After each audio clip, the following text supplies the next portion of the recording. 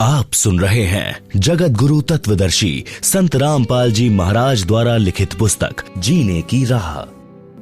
राजा परीक्षित का उद्धार। जिस समय राजा परीक्षित को ऋषि के श्रापवश तक्षक सर्प ने डसना था, तो राजा परीक्षित जी के उद्धार के लिए श्रीमद् भागवत यानी सुधा सागर की 7 दिन की कथा करनी थी। पृथ्वी के सर्व ऋषियों तथा पंडितों से श्रीमद् भागवत की कथा परीक्षित को सुनाने का आग्रह किया गया। वे वास्तव में पंडित थे। वे परमात्मा के विधान को जानते थे। उनको यह भी पता था कि 7वें दिन परिणाम आएगा। विश्व के बुद्धिजीव व्यक्तियों की दृष्टि 7वें दिन परीक्षित का क्या होगा, इस पर टिकी थी। पृथ्वी के सर्व पंडितों ने श्रीमद् भागवत की कथा सुनाने से मना कर दिया तथा कह दिया कि हम अधिकारी नहीं हैं। हम किसी के मानव जीवन के साथ खिलवाड़ करके पाप के भागी नहीं बनेंगे। जिस वेद व्यास जी ने श्रीमद् भागवत को लिखा था, उसने भी कथा सुनाने से इनकार कर दिया। सब ऋषियों ने बताया कि स्वर्ग से ऋषि सुखदेव जी को इस कार्य के लिए बुलाया जाए। वे कथा सुनाने के अधिकारी हैं। राजा परीक्षित के लिए स्वर्ग से सुखदेव ऋषि को बुलाया गया। कुछ समय नरक भोग कर युधिष्ठिर स्वर्ग में पुण्य फल भोग रहा है। उसने वंश के मोहवश होकर अर्जुन के पौत्र परीक्षित के उद्धार के लिए अपने कुछ पुण्यों को सुखदेव यानी शुकदेव ऋषि को दान दिया। उस पुण्यों की कीमत से श्री शुकदेव ऋषि जी विमान में बैठकर पृथ्वी पर परीक्षित राजा को श्रीमद् भागवत की कथा सुनाने आए। 7 दिन कथा सुनाकर परीक्षित का राज तथा परिवार से मोह समाप्त किया। तक्षक सर्प ने परीक्षित को कथा के दौरान ही डसा। उसी समय राजा की मृत्यु हो गई। परंतु कथा सुनने से परीक्षित का ध्यान संसार से हटकर स्वर्ग के सुख में लीन था। राजा के पद पर रहते हुए परीक्षित जी ने बड़े बड़े धर्म यज्ञ किए थे, जिस कारण से उनके पुण्यों का ढेर लगा था।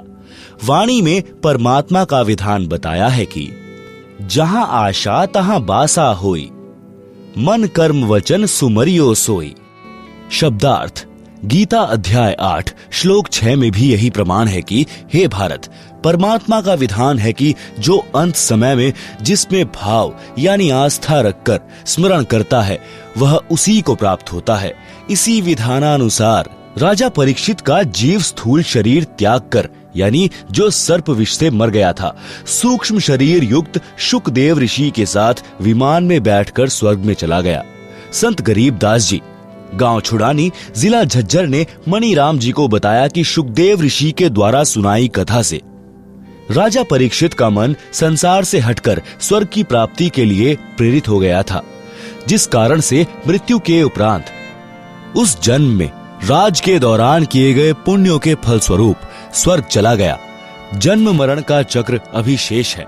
काल ब्रह्म के लोक में स्वर्ग महास्वर्ग यानी ब्रह्मलोक प्राप्ति को ही उद्धार हुआ मानते हैं, जो संपूर्ण आध्यात्मिक ज्ञान के टोटे का परिणाम है। काल ब्रह्म के लोक वाला उद्धार भी पृथ्वी के किसी ऋषि पंडित के स्तर का नहीं है, क्योंकि इनका पाठ व कथा यानी सत्संग करने में मान बढ़ाई उद्देश्य रहता है। एक दूसरे ऋषि के प्रति प्रसिद्धि की चाह में ईर्ष्या रोग भी लगा रहता है।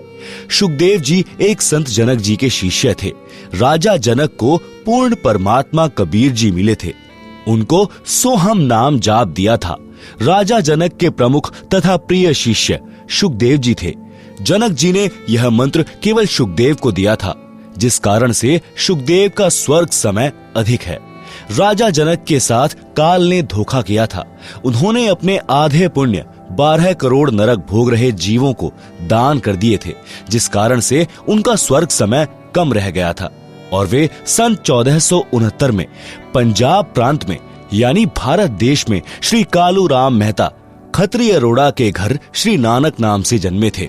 वर्तमान में पाकिस्तान देश में हैं। शुकदेव जी को पृथ्वी पर किसी से कोई द्वेष तथा ईर्ष्या या मान बढ़ाई की चाह नहीं थी। उनके द्वारा सुनाई गई कथा का प्रभाव परीक्षित के मन पर पड़ा, जिस कारण से उनका स्वर्गवास हुआ।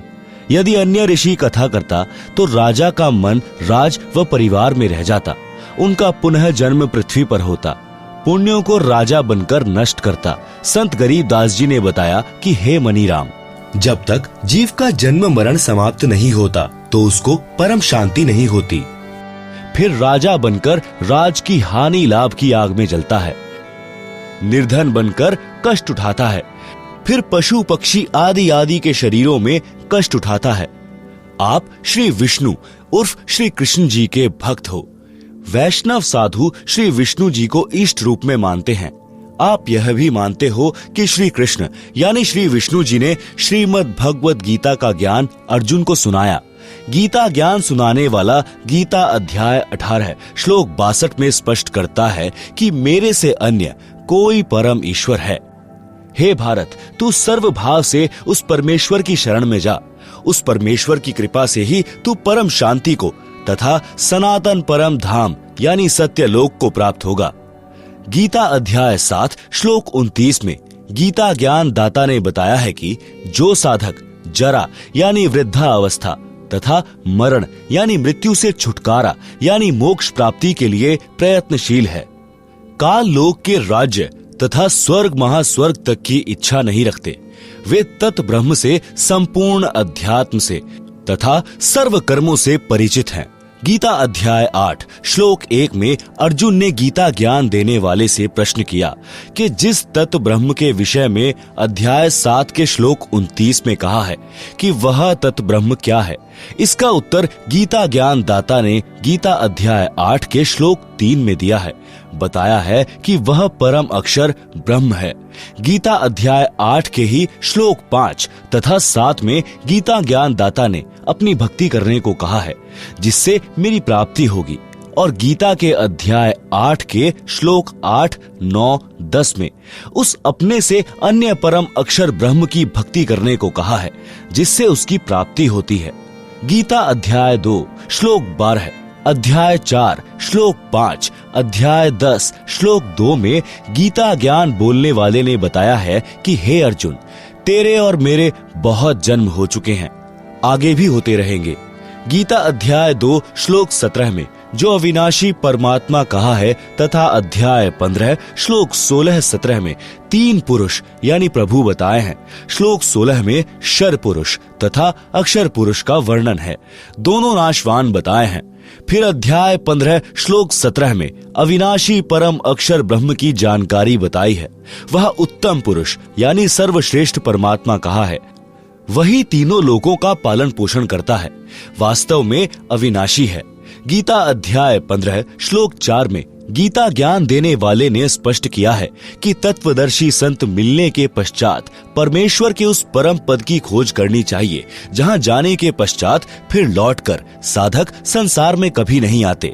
उस परमात्मा की ही भक्ति करनी चाहिए, जिससे संसार रूपी वृक्ष की प्रवृत्ति विस्तार को प्राप्त हुई है, यानी जिस परमात्मा ने विश्व की रचना की है। गीता का उल्लेख समाप्त।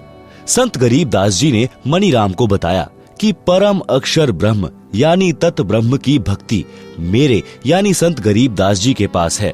यदि आप जी को पूर्ण मोक्ष करवाना है तो दीक्षा लो और कल्याण करवा लो। मणिराम जी को गीता के सर्व श्लोक कंठस्थ थे, तुरंत समझ गए और दीक्षा लेकर पाखंड त्याग कर कल्याण करवाया।